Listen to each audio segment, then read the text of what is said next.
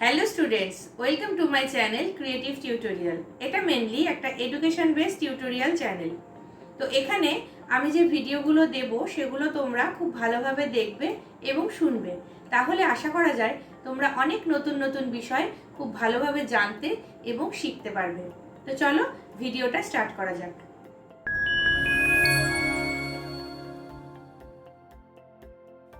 তো স্টুডেন্টস, আজকে আমরা কোনো টপিকে আলোচনা করার আগে প্রথম যে বিষয়টি নিয়ে আলোচনা করব সেটি হলো আমরা ইংরাজি কেন শিখব, হোয়াই উই লার্ন ইংলিশ।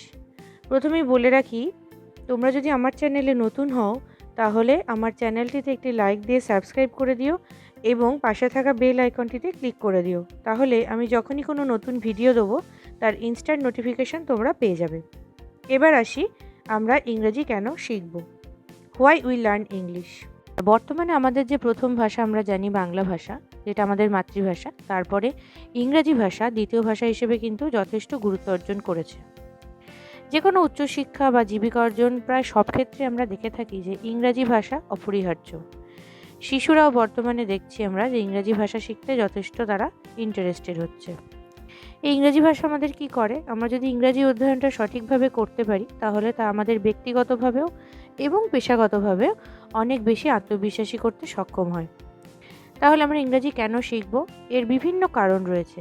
যেমন নাম্বার 1, এটি একটি ওয়ার্ল্ড ওয়াইড ল্যাঙ্গুয়েজ, মানে একটি বিশ্বব্যাপী ভাষা।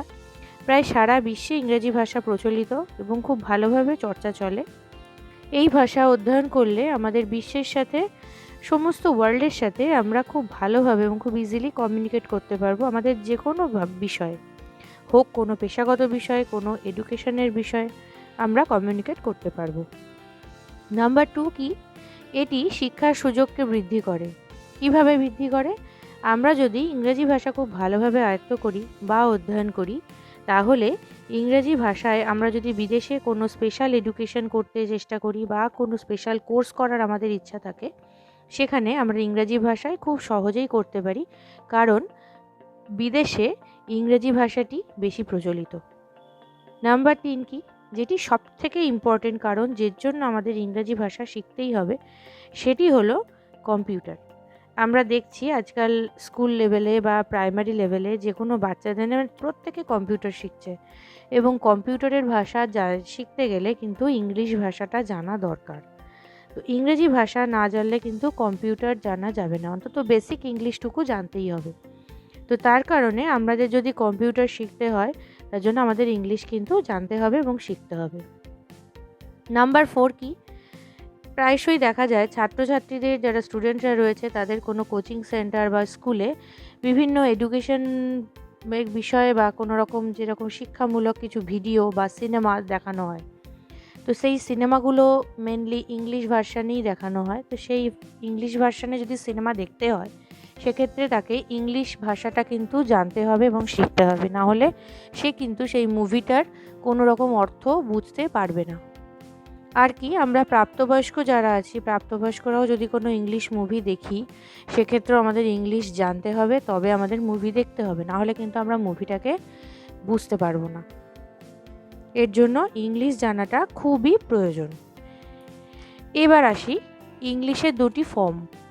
এটা আর একটা ইনফরমেশন। এতক্ষণ আমরা জানলাম যে আমরা ইংলিশ কেন শিখব। এবার আমরা দেখব ইংলিশ ল্যাঙ্গুয়েজের ফর্মটা কি। ফর্মটা কি মানে দুটো ফর্ম বা দুটো টাইপ। একটা হচ্ছে আমেরিকান ইংলিশ, একটা হচ্ছে ব্রিটিশ ইংলিশ। আমাদের ভারতেই যে ইংলিশ আমরা শিখি বা জানি বা পড়ি, সেটা মেনলি ব্রিটিশ ইংলিশ। এবার আমাদের কি জানতে হবে, আমরা ইংলিশটা শিখব কিভাবে। এতক্ষণ আমরা কি জানলাম, যে ইংলিশ আমরা কেন শিখব, কিন্তু এর তো একটা পদ্ধতি আছে। যে কোনো জিনিস শেখার একটা পদ্ধতি থাকে, তেমনি যে কোনো ভাষা শেখারও একটা পদ্ধতি রয়েছে। তো ইংলিশ ভাষা শেখারও একটা পদ্ধতি আছে। কিভাবে শিখব? How to learn English. Number 1, আমরা জানি প্রায় প্রত্যেকেই যে 90% স্টুডেন্টদের এবং অন্যান্য যারা মানুষরা রয়েছেন, যারা প্রাপ্তবয়স্ক, বেশিরভাগ প্রচুর মানুষের দেখি ইংলিশ সাবজেক্টে নিয়ে একটা ভীতি কাজ করে। প্রথম আমাদের কাজ হচ্ছে, ইংলিশ যদি ভালোভাবে শিখতে হয়, অধ্যয়ন করতে হয়, তাহলে এই ভীতিটাকে কাটিয়ে ফেলতে হবে।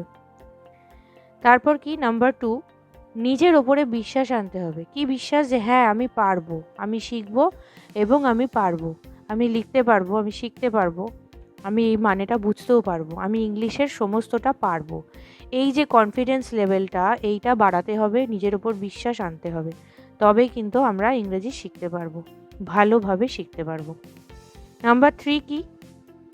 ইংলিশ ল্যাঙ্গুয়েজে কিছু অডিও ভিডিও দেখা শোনা এগুলো অভ্যাস করতে হবে। প্রথম অসুবিধা হবে, প্রত্যেকেরই হয়, প্রথমে বুঝতে পারবে না, অনেক অ্যাকসেন্টুয়েশন বুঝতে অসুবিধা হবে, কিন্তু তুমি যদি রোজ শুনতে থাকো, রোজ দেখতে থাকো, তাহলে কি হবে, তোমার জিনিসটা হ্যাবিচুয়েটেড হয়ে যাবে এবং তখন আর বুঝতে বা শুনতে অসুবিধা হবে না। আর কি? ইংলিশ নিউজ পেপার, যেটা ভীষণ ভীষণ ইম্পর্টেন্ট। প্রতিদিন অন্তত 1 লাইন বা 2 লাইন বা একটা করে এডিটোরিয়াল পেজের একটা প্যারাগ্রাফ অন্তত ইংলিশ নিউজ পেপারটা পড়া দরকার। ইংলিশ নিউজ পেপার পড়লে তোমার অভ্যাসটা তৈরি হবে ইংলিশ পড়ার, ইংলিশ জানার। যে ওয়ার্ডগুলো তোমরা ইংলিশ নিউজ পেপারে হয়তো কোনো নতুন ওয়ার্ড পেলে, কোনো নতুন কিছু দেখলে, সেইগুলো তোমরা ডিকশনারি দেখে, বা এখন গুগল আছে, এখন গুগলের যুগ, সেখান থেকে তোমরা অজস্র মানে পেয়ে যেতে পারো, যে কোনো ওয়ার্ড মিনিং পেয়ে যাবে, সেখানে তোমরা সার্চ করো, মানে জেনে নাও। কিন্তু ইংলিশ নিউজ পেপার পড়ার অভ্যাসটা করতেই হবে, তবে কিন্তু তোমরা খুব ভালোভাবে ইংলিশটা শিখতে পারবে।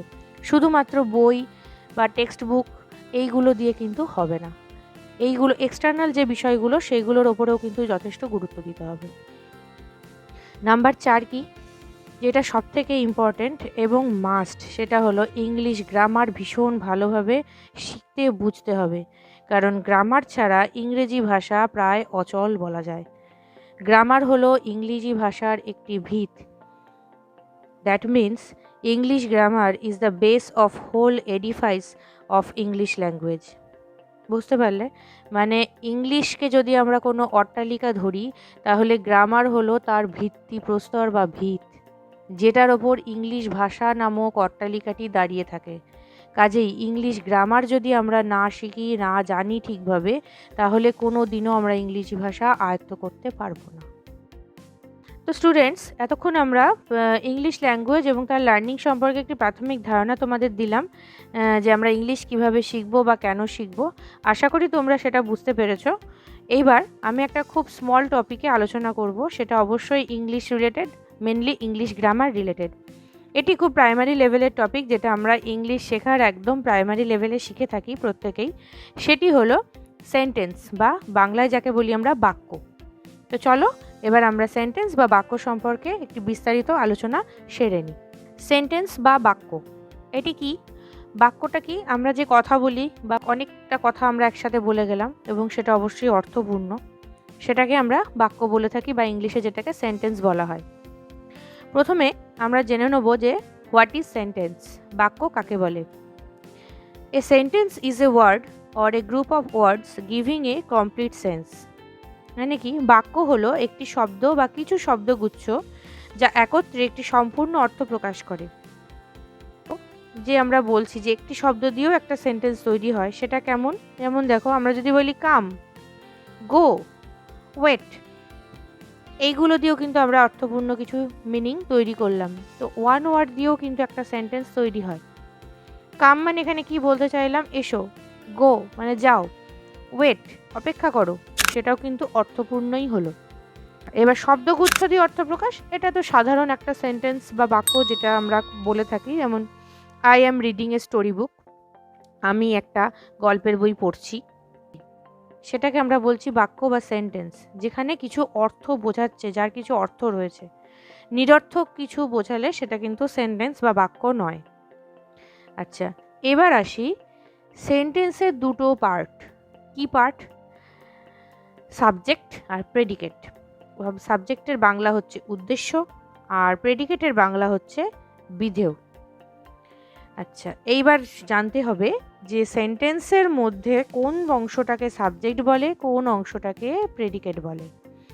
এবার আমরা জানবো হোয়াট ইজ সাবজেক্ট, উদ্দেশ্য কাকে বলে।